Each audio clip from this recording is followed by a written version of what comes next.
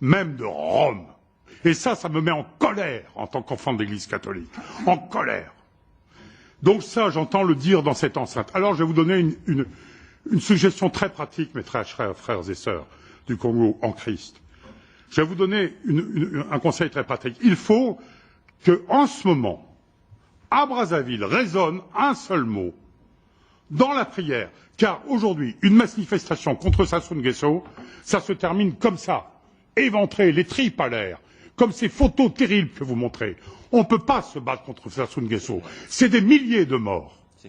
Par contre, je vous donne une idée, et j'entends, monsieur le député, que vous m'écoutiez, et je vous remercie encore une fois, et sachez que j'ai beaucoup d'amis congolais à Brazzaville qui savent que je suis ici aujourd'hui, notamment Maître Massingo Djassé, responsable d'une petite radio qui émet péniblement avec son petit émetteur, qui m'a demandé de faire un papier, tout a été bousillé, on lui a même tué ses 15 lapins, aujourd'hui il se cache dans Brazzaville, parce que simplement, oui, 15 lapins, c'est triste.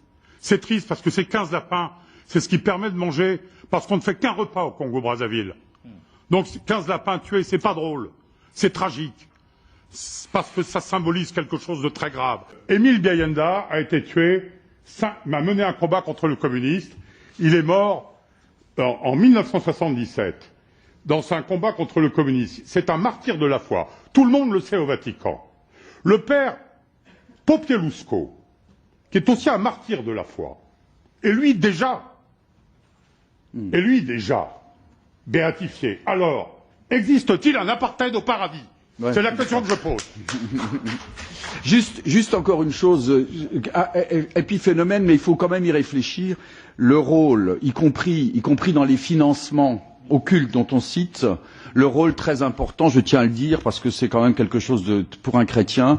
D'habitude, on m'entend jamais parler de ça, parce que je suis toujours très prudent, mais le rôle très important en Afrique de la franc-maçonnerie, particulièrement dans les réseaux occultes financiers, y compris chez nous.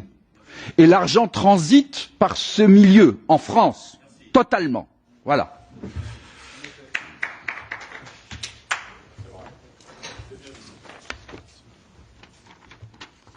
Je voulais faire une petite communication. Monsieur Alliot, je vous félicite d'avoir organisé cette réunion.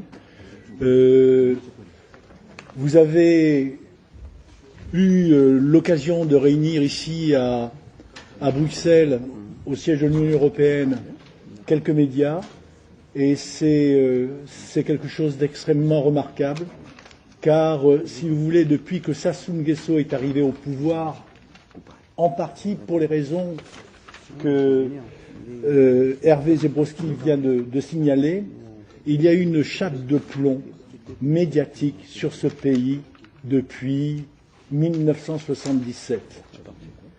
Et dernièrement, nous avons eu en 2012, le 4 mars 2012, il y a eu en plein centre-ville, à côté de son quartier de Mpila, de sa résidence, car Sassou Nguesso c'est un dictateur, mais avant tout c'est un homme qui a toujours eu peur. Sassou Nguesso n'est pas un homme courageux. Et s'il tue, c'est pour se protéger. Et donc, ce jour-là, vous avez eu les armes qu'il stockait à côté de sa résidence personnelle qui ont explosé le même jour. Il y a eu, on a dit officiellement 300 morts, mais il y en a eu peut-être 3000. Mais, monsieur le député, pouvez-vous me citer une chaîne de télévision française, une chaîne de radio française, une chaîne de radio américaine, une chaîne de radio européenne qui ait fait le déplacement de Brazzaville? C'est le bout du monde, Brazzaville? C'est sur la planète Mars? Il n'y a jamais eu personne. Vous avez eu le DC-10 du TA qui a explosé. Est-ce qu'il y a eu une équipe de journalistes qui soit partie là-bas, investiguer, rechercher, communiquer, interviewer? Rien. Et ça, monsieur le député, ça fait maintenant, depuis 1977, qu'il y a cette omerta. Alors, quand le cardinal Biayenda est mort, assassiné, normalement, le pouvoir devait revenir, avant qu'il ne soit assassiné, c'était un coup d'État. Et le pouvoir devait revenir immédiatement à Sassou Nguesso. Et il y a eu une période de 2 ans, le pouvoir a été, disons, remis, délégué au président Joachim Yombi, un couillou comme le président qui avait été assassiné. Mais il y a eu des relais énormes politiques. Et là, ici, les gens ont accusé la France, mais il n'y a pas que la France. Vous avez la France et vous avez l'Italie. Vous avez la compagnie Eni, maintenant, qui a des intérêts qui dépassent ceux de Total. Et vous avez la compagnie, et vous avez maintenant l'Italie, qui a des intérêts, mais qui dépassent de beaucoup ceux de la France. Et vous êtes ici à Bruxelles, mais la commissaire européenne aux affaires étrangères, c'est Madame Federica Mogherini, qui était l'ancienne ministre des Affaires étrangères de M. Matteo Renzi. M. Matteo Renzi, un jeune Premier ministre brillant, qui se dit préoccupé par la corruption, et il entreprend de prendre des mesures contre la corruption en Italie, et peut-être même dans d'autres pays d'Europe, mais quand il fait son premier voyage officiel en dehors de l'Italie, mais où va-t-il? Il va à Brazzaville. Mais quand vous voyez des photos de M. Matteo Renzi à côté de Sassou Nguesso, mais on se demande, c'est très facile de savoir qui est le maître. C'est très facile de savoir qui est le maître. Et donc vous avez aujourd'hui une conspiration. Nous sommes à Bruxelles, vous avez M. Charles Michel, qui est le Premier ministre, jeune Premier ministre socialiste. Il est le fils de M. Louis Michel. Mais M. Louis Michel, ça a été le plus grand supporter, le plus grand lobbyiste de M. Denis Sassou Nguesso. Quand il y a eu un sommet Afrique ici, il y a 1 an ou 2, il y a 2 ans, à Bruxelles, mais qui était assis à côté de Mme Angela Merkel, qui est la patronne de l'Europe? M. Denis Sassou Nguesso. Et on trouve ça normal que le pire dictateur d'Afrique soit à côté de celle qui représente la force, la puissance de l'Europe? C'est scandaleux. Et qui l'a mise à côté? Qui a mis M. Sassou Nguesso à côté de Mme Merkel? Donc aujourd'hui, le problème n'est pas français. Le problème n'est pas seulement de Total. Il y a des intérêts, et ça n'est pas seulement ceux de Total. Et je ne suis pas payé par Total pour venir défendre leur position. Et donc vous avez aujourd'hui la famille de M. Sassou Nguesso au travers de différentes structures. Ça ne suffit pas de prendre l'argent du pétrole. Aujourd'hui, ils en sont à posséder les champs de pétrole. C'est-à-dire que vous avez des lois en Europe qui interdisent ce genre de promiscuité, ce genre de complaisance. C'est criminel. Eh bien maintenant, vous avez des sociétés qui appartiennent notoirement à la famille de Sassou Nguesso et qui sont propriétaires des champs pétroliers. Les opérateurs sont Total ou sont Eni. Eni sont noyés jusqu'au cou dans ce genre de malversation. Et qui dit? Qui fait quoi? Personne. Vous avez une société qui est apparue tout d'un coup.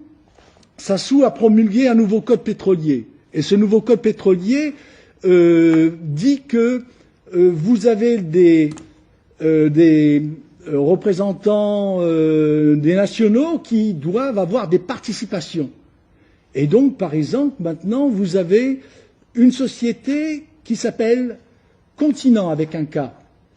Cette société est représentée par M. Yahya Moussa. M. Yahya Moussa a été le représentant du FMI à Brazzaville.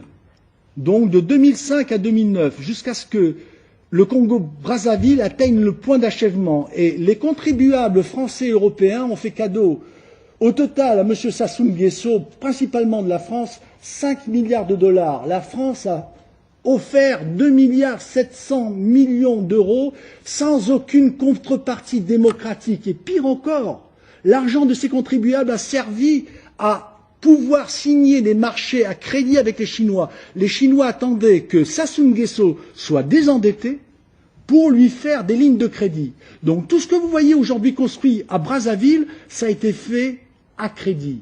Sassou et sa famille ont volé tout le cash. Et tout le monde, il y a des gens qui sont au courant. Mais qui est au courant? Ce sont les dirigeants de l'Europe, les dirigeants de certains pays européens, les dirigeants de la France, bien entendu. Et c'est un scandale monumental. Donc, vous avez réuni, monsieur le député, cette réunion pour jeter un petit faisceau de lumière sur le Congo. Alors, s'il vous plaît, monsieur le député, continuez. Parce que le Congo, c'est pas une réunion de 2 heures ou de 3 heures qui sera nécessaire. C'est des jours entiers, parce que la liste des crimes, elle est longue. Et pour terminer, monsieur le député,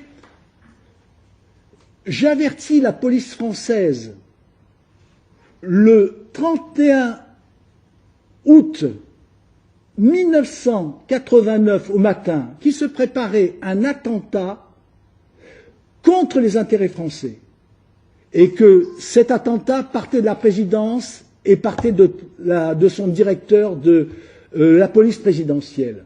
Je n'ai pas été entendu, j'ai été reçu d'une manière très dubitative. 19 jours plus tard, vous avez eu l'attentat du DC-10 du TA.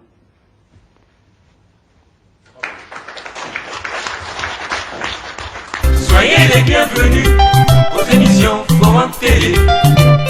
Nous vous remercions, nos chers téléspectateurs. Télé de droits de l'homme au service de la nation.